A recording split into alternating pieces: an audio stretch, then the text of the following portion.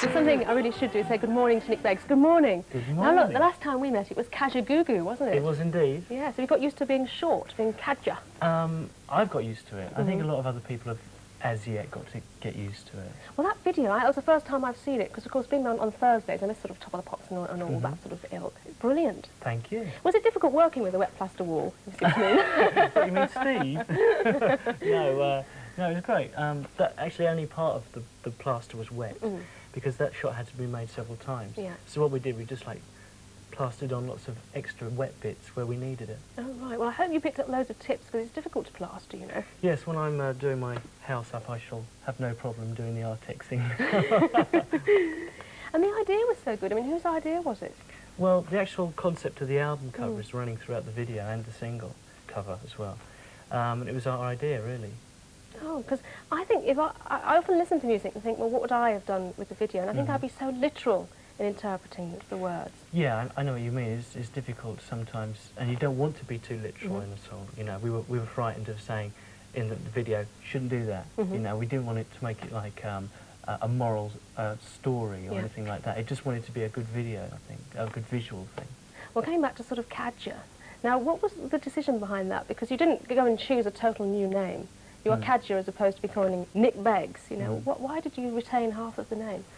Because I think we are intrinsically the writing force that was there in the beginning, and we wanted to maintain that, and we didn't see any reason for changing it. So that's the way people see us, and I think we just wanted to keep part of that identity. Right, and it's helped, has it? It hasn't been a disadvantage that people keep thinking back and talking about Kajagoogoo, because it... To a degree, but I think it's something that we shall just have to weather and see how it goes in the future. Yeah, well, all the best. I mean, you've had a riotous year, I mean, travelling all over the place. It's been interesting. Yes, does anywhere stick in your mind? It's funny you should say that, actually. There was one place that we visited in Germany that has actually been declared a republic, and it has one citizen. One citizen? One citizen, and the country is a circular piece of land which has a diameter of about 30 feet, and it's called Kugelmugel. You're having me on, you're joking and now. this guy lives in in a silver sphere, like a big dome, and he has his own currency, and if you want to go in, you have to have a passport, and it's wild. I don't think I believe this. It's true, I tell you, it's absolutely true. But how did he do it? I don't know, it was in the press out there, and I think there was a big scam on it all.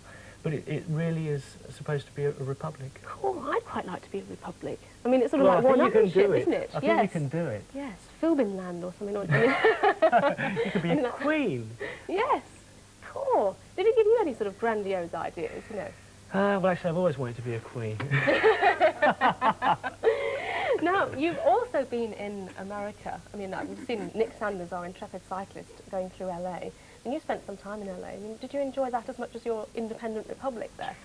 LA is a very strange place. I think it's very strange for English people to go to.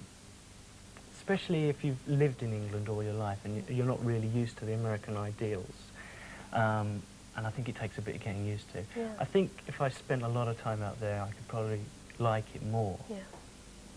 Time will tell, I don't know. It is strange, isn't it? Where did you live? Did you live in hotels or did you have We stayed in the Hollywood Hills, actually. Cool, very posh. Yes. Very posh. Did you rub shoulders with anyone really famous? You know, Well, actually, Sylvester Stallone was there. Cool, cool. That was really big shoulders to rub shoulders with, isn't it? Against my puny one. Well, stick around. All right, I will. And all the very best for Kaja. All right. You're right, stop giggling over there, Mark. I just can't believe that place, the Oogle something. Oogle. We've been running a competition, a cartoon called the Oogle Bird, you see, so it immediately made me think about that. But I love that number. Thank you. Shouldn't do that, baby, yeah.